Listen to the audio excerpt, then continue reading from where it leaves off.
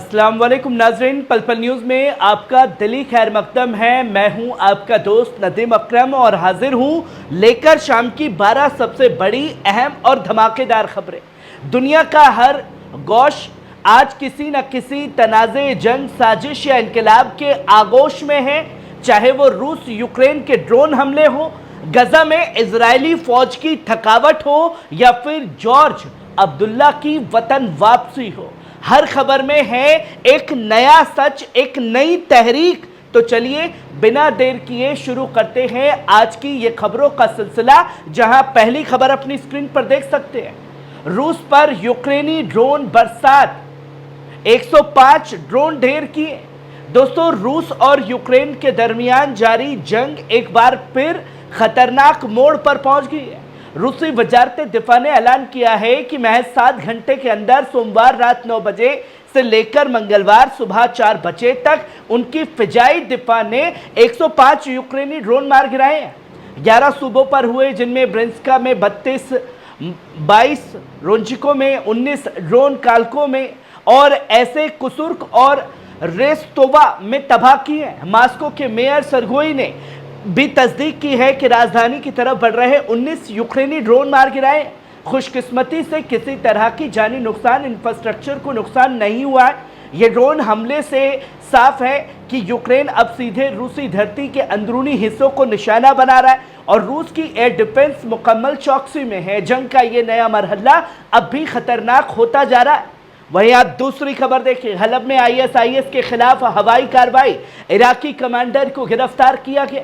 दोस्तों, आज सुबह शुमाली सीरिया के शहर अल बाब में एक अहम और कार्रवाई अंजाम दी गई। सीरियन दिफाई एजेंसियों ने तुर्की और इत्तेहादी कुव्वतों की मदद से मशरिकी हब्ब में ऑपरेशंस किया, हलब में ऑपरेशन किया। सिक्योरिटी फोर्सेस के मुताबिक यह कार्रवाई एक ड्रोन और हेलीकॉप्टर सपोर्ट के साथ की गई।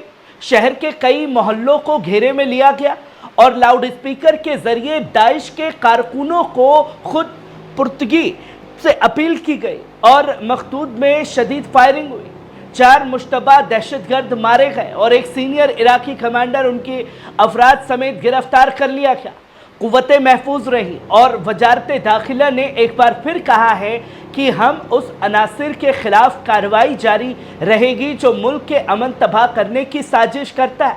सीरिया में दाइश के बचे हुए ठिकानों पर यह ताज़ा कार्रवाई एक साफ पैगाम है, दहशतगर्दी की कोई जगह अब नहीं बचेगी।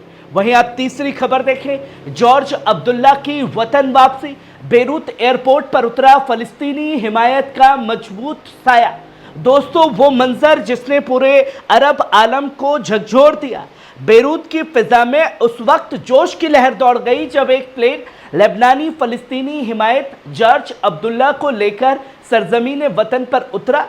करीब 4 दशक तक फ्रांस की जेलों में कैद रहने वाले इस बहादुर सियासी कैदी की रिहाई एक नजीर है। जुल्म चाहे जितना लंबा चले, सच्चाई आखिरकार लौटती है। बेरूत एयरपोर्ट पर जैसे ही प्लेन ने लैंड किया, लोगों की आंखों में आंसू थे लेकिन दिलों में फख्र, क्योंकि जॉर्ज अब्दुल्ला महज एक नाम नहीं है, एक मुजाहिम रूह है। ये वापसी सिर्फ एक शख्स की नहीं है, ये वापसी है उस हिम्मत की जो फलस्तीनी मजलूमों के साथ कभी टूटा नहीं और खड़ा रहा है। जॉर्ज इब्राहिम अब्दुल्ला एक लेबनानी मजहबी और सियासी कारकुन है जो दशकों से फलस्तीनी आज़ादी की हिमायत कर रहा है। उनका ताल्लुक लेबनानीज आर्म्ड रिवोल्यूशनरी फोर्स से रहा है, एक ऐसी तंजीम जो 1980 के दशक में फलस्तीनी मुजाहिदीनों के साथ मिलकर इजराइल और अमेरिकी असर के खिलाफ जंग लड़ रही थी। 1984 में फ्रांस ने उन्हें गिरफ्तार किया और 1987 में अमेरिका और इजराइल डिप्लोमेट्स की हत्या से मामले में इल्ज़ाम में उम्र कैद की सज़ा सुनाई। हालांकि फ्रांसीसी कानून के मुताबिक 1999 में उन्हें पैरोल का हक मिल चुका था, लेकिन राजनीतिक दबाव, खासकर अमेरिका और इजराइल के दबाव के चलते उनकी रिहाई बार बार रोक दी गई। वहीं आप चौथी खबर देख सकते हैं, नाही 2 की कामयाब सफलता को अंजाम दिया गया है ईरान द्वारा।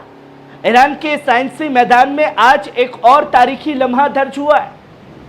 टेक्निक कम्युनिकेशन सैटेलाइट नाही 2 को कामयाबी के साथ फजा में रवाना किया गया और अब एक एनिमेशन क्लिप सामने आई है जिसमें वाज़ेह तौर पर जा रहा है कि नाहिद-2 से जुदा होकर अपने मकसद की जानिब रवाना हो चुका है। ये सिर्फ एक सैटेलाइट नहीं है, ईरान की टेक्नोलॉजी खुदमुख्तारी का ऐलान है। नाहिद का मतलब ही है कि रोशनी, और वाकई ईरान की ये नई रोशनी अब फलक पर चमकने लगी है।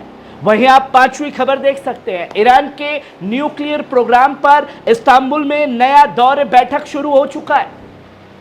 दोस्तों, ईरान के न्यूक्लियर मसले पर एक नया मरहला शुरू हो चुका है। आज इस्तांबुल में ईरान और यूरोप के सीनियर डिप्लोमेट्स ईरानी कॉन्सुलेट में दाखिल हुए, जहां नए दौर में बैठक का आगाज हुआ। मौजू वही है इस्लामी जमहूरिया ईरान का यूरेनियम तस्फिया प्रोग्राम, लेकिन फिजा इस बार ज्यादा तल्ख है। यूरोपीय ममालिक चाहते हैं कि ईरान मुकम्मल ताउन करे, जबकि तेहरान बार बार इसरार कर रहा है कि पहले भरोसा बहाल किया जाए। अब देखना यह है कि इस्तांबुल का ये दायरा तसल्ली का रास्ता खोलेगा या तनाज़ा और गहरा होगा, और तुर्की की से क्या ही उम्मीद की जाए। वहीं आप छठी खबर देख सकते हैं, जापान समुद्र में रूस की मिसाइल बारिश, पैसिफिक फ्लीट में दिखाया जंगी दम। रूसी पैसिफिक फ्लीट ने जापान समुद्र में मिसाइल टेस्ट करके एक बार फिर पूरी दुनिया को अपनी जंगी पैगाम भेज दिया है। ताज़ा रिपोर्ट्स के मुताबिक रूसी जंगी बेड़े ने टैक्टिकल मिसाइल दागी, जिनका निशाना समुद्री सतह पर बनाए गए फर्जी दुश्मन थे।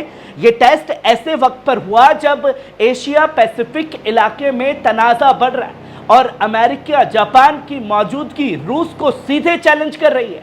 रूस ने साफ किया है कि वो ना सिर्फ यूरोप में बल्कि मशरिकी समुद्रों में भी पूरी तरह तैयार है, और पैसिफिक में उसका वजूद अब और भी मजबूत होता जा रहा है।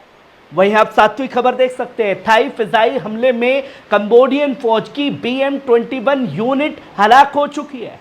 दोस्तों, थाईलैंड और कंबोडिया के दरमियान एक बार फिर सरहदी तनाज़े ने खतरनाक शक्ल इख्तियार कर लिया है। थाई आर्मी के फिजाई हमले में कल कंबोडियन आर्टिल सिस्टम BM-21 यूनिट पूरी तरीके से हलाक हो गई। ये रॉकेट बॉर्डर इलाकों में आम शहरियों को निशाना बना रहा था, जिसके जवाब में ये स्ट्राइक की गई। कंबोडिया ने अब तक कोई ऑफिशियल बयान नहीं दिया है, लेकिन जानकारों का कहना है कि ये झड़पें एक बड़े तनाज़े का हिस्सा बन सकती है। क्या ये लड़ाई सरहद पर रुकेगी या सियासी नक्शे को बदल देगी? इसका जवाब जो है आने वाले कुछ वक्तों में ही मिलेगा। वहीं आप आठवीं खबर देख सकते हैं, यूक्रेन ने गिराए 84 रूसी ड्रोन। दोस्तों, यूक्रेन पर रात भर संगीन फिजाई हमला हुआ, कुल 63 एयर स्ट्राइक हुई, जिनमें शामिल थे 61 शहीद ड्रोन और 54 ड्रोन जो हैं वो मार गिराए, लेकिन 7 ड्रोन अपने निशानों तक पहुंचे और 4 सूबों में तबाही मचाई है। जबकि कई इलाकों में गिरे हुए ड्रोन के मलबे से नुकसान की कमी तस्दीक हुई है। रूसी ड्रोन हमलों की ये रफ्तार अब यूक्रेनी फिजाई हदों तक रोज चुनौती दे रही है और जंग का मैदान आसमान तक फैल चुका है। वहीं आप 9वीं खबर देख सकते हैं, फ्रांस के बाद अब ब्रिटेन भी फलस्तीन को तस्लीम करने पर गौर कर रहा है। दोस्तों, एक बड़ा झटका इजराइल को लगने जा रहा है। फलस्तीनी कौम के लिए एक और अहम कदम उठाने जा रहा है। फ्रांस के बाद अब यूनाइटेड किंगडम यानी ब्रिटेन भी फलस्तीन को एक रियासत के तौर पर तस्लीम करने पर गौर कर रहा है। ये तजवीज़ ऐसे वक्त पर सामने आई है जब गजा में जंग, भूख और इंसानी हुकूक की पामाली ने पूरी दुनिया को झकझोर दिया। ब्रिटिश पार्लियामेंट में इस सिलसिले में तेज बहस जारी है, और अगर ये ऐलान होता है तो ये फलस्तीन की सियासी और सिंबॉलिक जीत होगी। क्या ये इनकलाब मोड़ साबित होगा? उम्मीद की लौ और भी तेज हो चुकी है। दोस्तों, वहीं आप 10वीं खबर देख सकते हैं, सना ने किया साइबर हमला नाकाम। दोस्तों, यमन की दारुल हुकूमत सना एक बड़े साइबर हमले का निशाना बनी, लेकिन यमनी टेक्निकल टीमों ने फुर्ती से कार्रवाई करते हुए इस हमले को नाकाम बना दिया है। दोस्तों, शाम कई सरकारी और यूनिवर्सिटीज वेबसाइट को टारगेट किया गया, लेकिन इंट्रूजन कोशिशों को करते रहे।